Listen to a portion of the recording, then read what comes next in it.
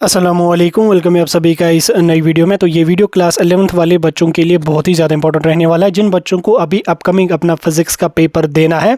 इस वीडियो में मैं आपके साथ उसी पेपर के बारे में बात करने वाला हूं। आप सभी लोग जानते हैं कि इस बार जो आपका बायोलॉजी का पेपर आया था वो बहुत ज़्यादा डिफ़िकल्ट आया था। पेपर का लेवल भी डिफ़िकल्ट आया था, क्वेश्चंस का पैटर्न भी जो है वो पूरी तरह से चेंज था। सारा कॉम्पिटिटिव एग्जाम्स नीट लेवल का पूछा गया था। हालांकि 11th वाला बच्चा नीट लेवल के पेपर को किस तरह से अप्रोच करेगा, तो मैक्सिमम बच्चों का पेपर सही नहीं गया है। अब यहाँ पे फिजिक्स की अगर हम बात करेंगे, फिजिक्स का पेपर यहाँ पे अभी आपका अपकमिंग है, तो बच्चे जिनको फिजिक्स का पेपर देना है वो बहुत ज़्यादा यहाँ पे कंफ्यूज हैं, वो बहुत ज़्यादा यहाँ पे डर रहे हैं कि क्या फिजिक्स का भी पेपर हमारा इसी तरह से डिफिकल्ट आ जाएगा। अगर इनकेस फिजिक्स का पेपर डिफिकल्ट आ गया तो बड़ों की फिजिक्स में जब वो फिर नानी याद आ जाती है। तो फिर अगर इस बार भी हुआ तो फिर तो गड़बड़ी हो जाएगा। तो देखो, पेपर कैसा आए क्या आए, कुछ उसके साथ हमें कुछ भी लेना देना नहीं है। आपने अपने हिसाब से जो है वो अपना 100% देना है। देखो, अगर मैं बोर्ड एग्जाम्स की बात करूं, जैसे मैं भी पिछले 3-4 सालों से जो है यूट्यूब पे काम कर रहा हूं, वीडियोस वगैरह डाल रहा हूं, सारे कॉम्पिटिटिव एग्जाम्स को जो है देख रहा हूं।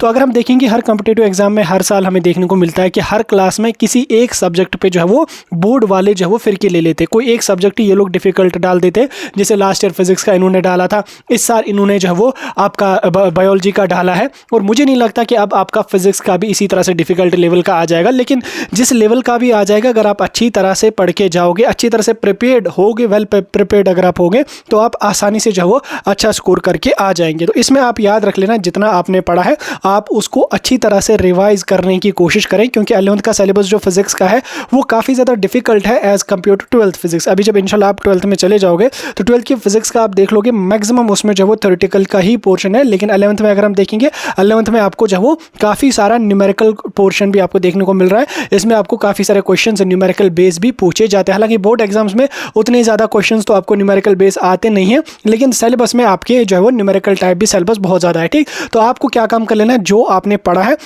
उस टॉपिक को, उन चैप्टर्स को आप लोग जब अब लास्ट के जितने भी दिन आपके पास बचे हैं उन दिनों में उन चैप्टर्स को अच्छी तरह से आप रिवाइज करने की कोशिश करें।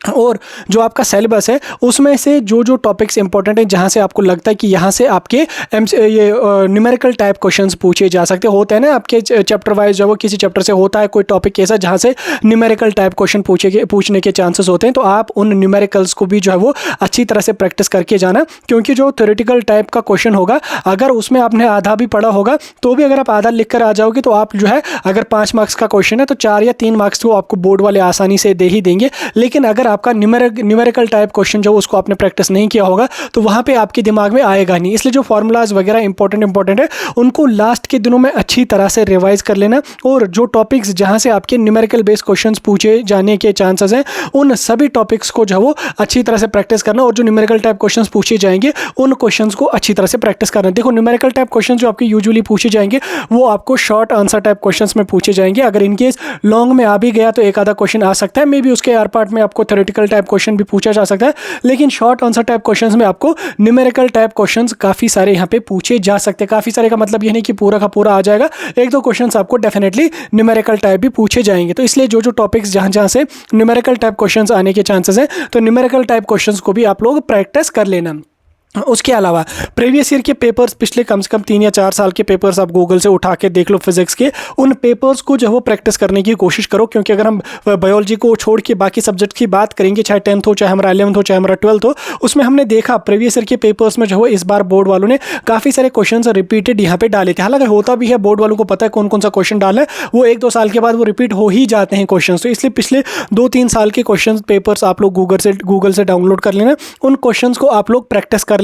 मे बी वहां से आपको पासिंग मार्क्स आसानी से यहां पे बन जाएंगे। उसके अलावा जो आपने पढ़ा है उसको अच्छी तरह से रिवाइज कर लो, उसको अच्छी तरह से आप लोग जो वो प्रैक्टिस कर लो। जो न्यूमेरिकल टाइप क्वेश्चन है उनको भी प्रैक्टिस कर लो। बाकी पेपर जैसा आए जो आए उसको मत सोचो, आप अपने हिसाब से वेल प्रिपेयर्ड रहो, अपने हिसाब से 100% दे दो। पेपर जैसा भी होगा आप अच्छा खासा स्कोर करके आ जाएंगे। बाकी टेंशन लेने की कोई भी बात नहीं। टेंशन अगर आप ले लोगे लास्ट के दिनों में, उससे आपको अपना ही नुकसान होगा, किसी और का तो नुकसान नहीं होगा। ठीक, जितनी मेहनत करनी है उतना आप कर लो, या जितनी आपने की होगी वो एनफ है, ठीक। क्योंकि इंसान की बॉडी जितना कर सकती है तो उतना ही तो आपने किया।